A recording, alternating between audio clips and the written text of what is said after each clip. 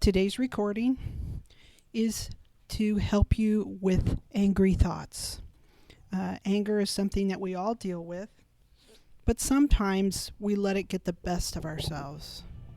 Listen to this recording and allow you to have your anger in that spot it needs to stay. Here we go. Allow yourself to relax and sit back. Remember to be in a place, not your car or operating machinery, but in a place that's just for you, where you can sit back and relax, listen completely to my voice, and just take time for yourself right now. Imagine that if you would pull a blanket up over your body very slowly, it would feel the way this relaxation is going to feel. Begin by thinking about your feet and allowing all the muscles and tendons in your feet to just relax and go limp and comfortable. And pull that blanket of peace up to your ankles and your calves and thighs and hips, just letting them unwind and let go. Just feeling at peace. This is your time right now. No one needs anything from you now. This is for you. And now feel that peace passing up to your stomach and digestive system, relaxing your chest and then your shoulders, letting go of any tension you might be carrying in your shoulders and neck. And then allow that same relaxation to move up over your scalp, relaxing all the muscles in your face and even the muscles that are deep within, the muscles and tendons around your sinuses, within your ear passages, around your jaw, allowing your jaw to go slack in a way that's comfortable for you. And now just let that same calm and peace move down from your shoulders to your upper arms, forearms, hands, and fingers. With each breath that you take in, breathe in the color of forgiveness. The color of forgiveness you're breathing in with each inhale. And as you inhale the color of forgiveness, it mixes in your lungs with the oxygen and the blood, and it moves out, carried to every cell of your body, so each and every cell is filling up with the color of forgiveness. As we go down at 5, following your breathing, noticing its changing rhythm. At 4, getting that feeling of buoyancy. That feeling of buoyancy, as if maybe you're floating on the ocean. You might be floating in the lake or in a pool, or maybe I can only imagine what it feels like to float on maybe a current of air or maybe a cloud. I wonder what it would feel like to float on a cloud.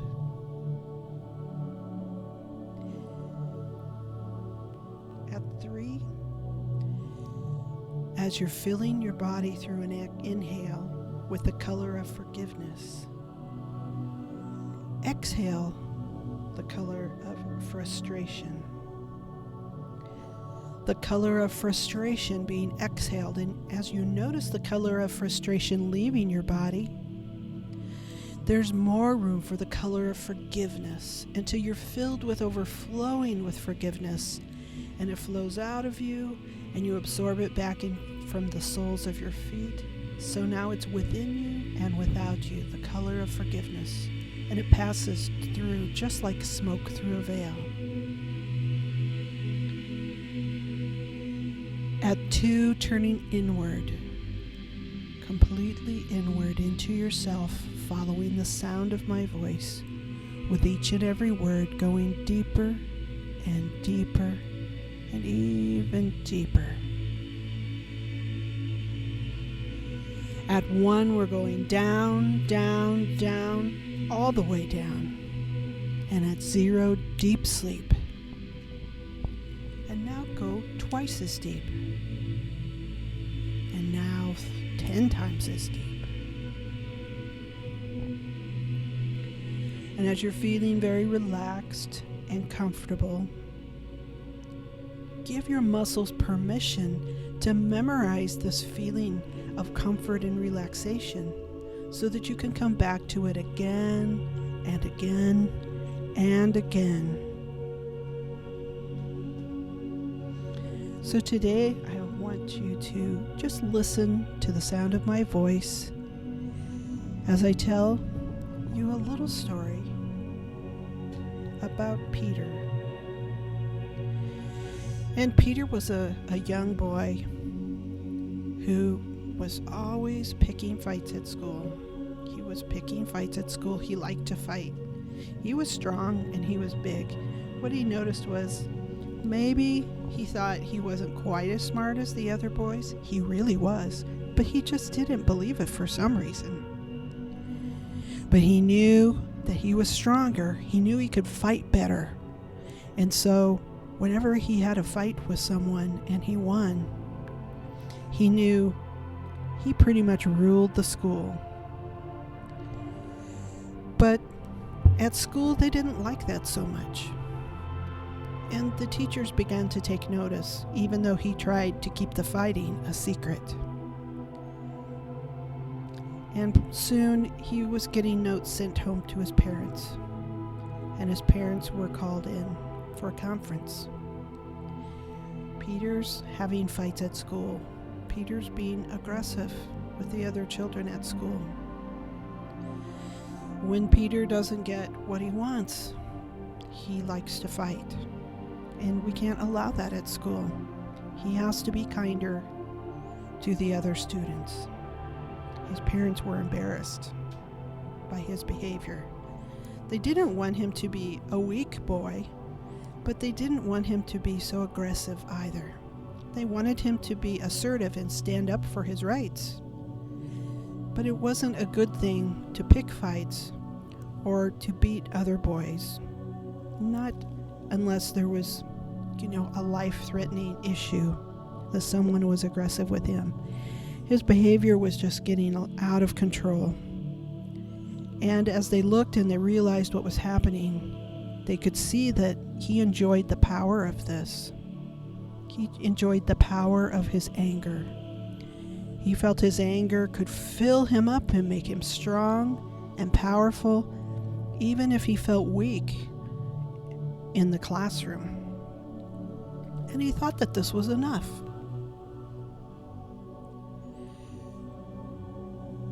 Well, his parents didn't like it very well, and they had a talk with Peter, and he had some punishment. But in his mind, he still felt like he was right. He had to show his power, and he had to get angry to get really strong. And that was how he was powerful in his world. He thought he was right, so Peter decided that he would just be more careful about his fighting and keep it more secret. But one summer, Peter went to visit his aunt and uncle. And his aunt and uncle lived by a stream. And it was a really great stream. It was kind of wide, but not terribly deep. And what was really fun to do was they'd get big inner tubes filled with air, and they would just stroll out to the creek on their inner tube and then float all the way down, far down. And then they had someone who would wait on the other end with a car and pick them up and bring them back. And Peter was allowed to do this along with the family. But he didn't like waiting until Saturday or Sunday to float down the stream. And so one day he was allowed to go to the stream and splash around. And he went down and he hit his inner tube as he went. And he decided he was going to go down all by himself. And he was strong enough. He was a strong boy. He could walk back and no one would know the difference. So Peter got into the stream on his inner tube. And he began to float down the stream going with the flow.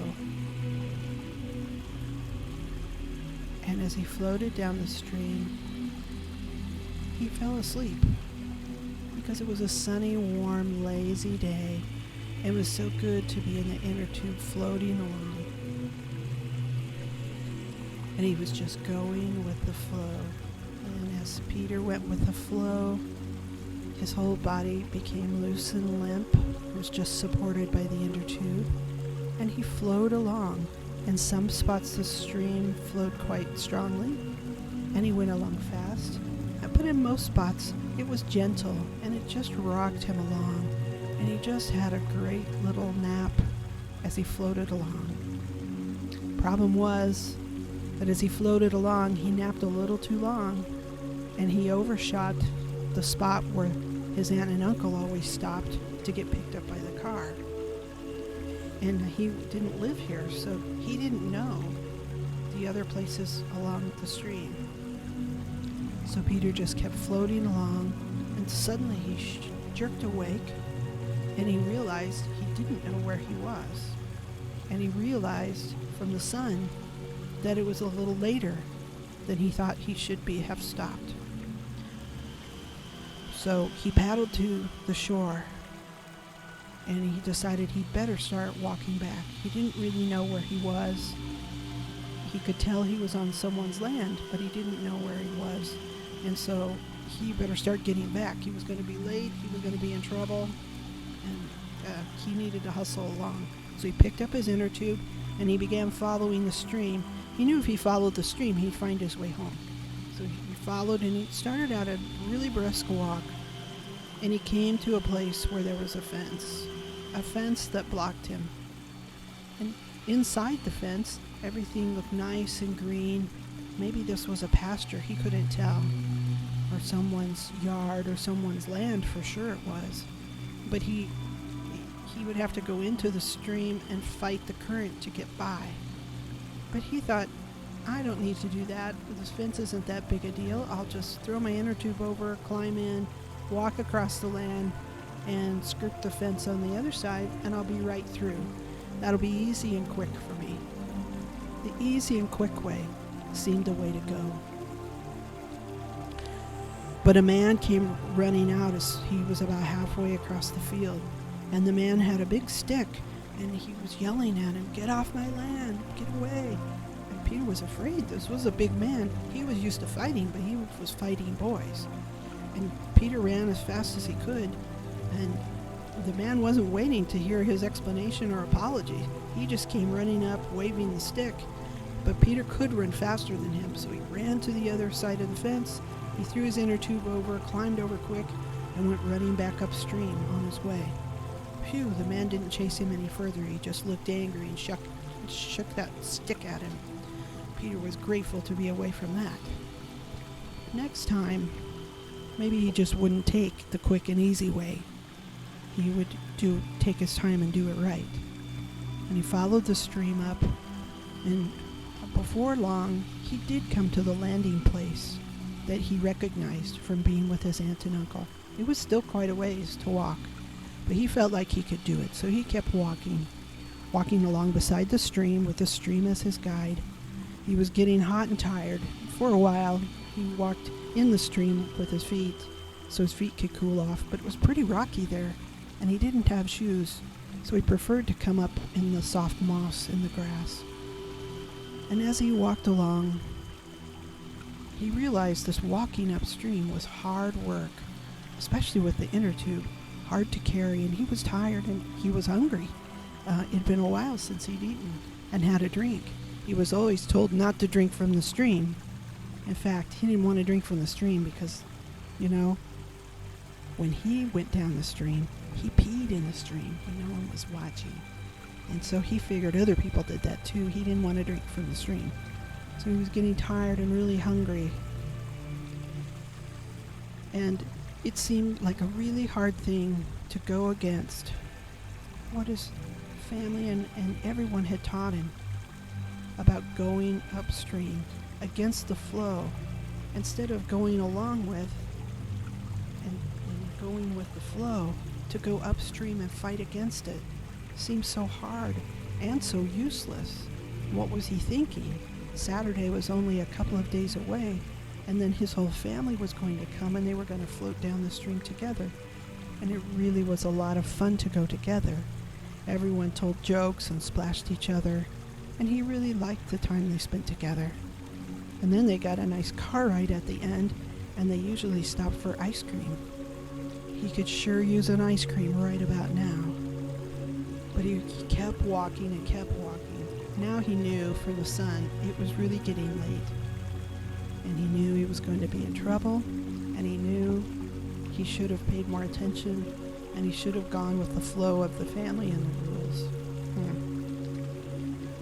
Pretty soon, it took a little time, but he worked his way back to his aunt and uncle's part of the stream. And to his surprise, his aunt and uncle and his cousins were all out calling his name and looking for him. And he said, "Okay, I'll face the music now." And he called to them, let him know he was there. His aunt and uncle came up and hugged him. "We were so worried about you. Where were you?" "Oh, you went in the stream, didn't you?" They could tell that he'd been in the stream. He was sunburned and hot and hungry and dirty, and he had that big inner tube with him. And his uncle said, "Oh, give me this inner tube." And he said, "Oh, okay." And he hung his head. And his aunt said, "Please come in.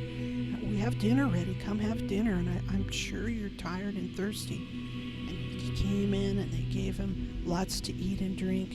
And they were asking him about his trip. And he told them, and he realized no one had been angry with him. And no one had said anything to him about breaking the rules. And as he finally ate and finished and felt a little better, his aunt and uncle said, "Do you think you can wait now until Saturday?" And he smiled at them and he said, "Yes, I can wait till Saturday. That's a lot better thing to do."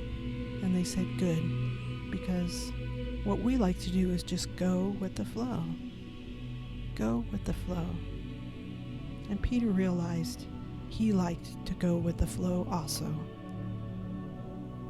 Good. And as you're relaxing there, just allow my words to sink deeper into your mind. Give others permission to be as irritating, frustrating, and even causing of anger with you as they can be. Let them be ignorant and stupid even. But give yourself the gift of a new reaction, which is going with the flow, feeling peace and calm, and feeling a shield around you that lets all that stuff bounce off of you. There you go. Now it's time to come out. At 0, you slip a tad deeper. At 1, feeling your body where you're sitting.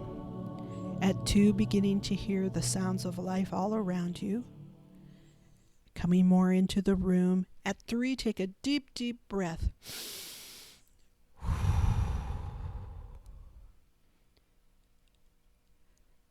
At 4. At 4, become very alert. And 5, eyes open, wide awake. 1, 2, 3, 4, 5, eyes open, wide, wide awake. Thanks for joining me on this hypnotic journey.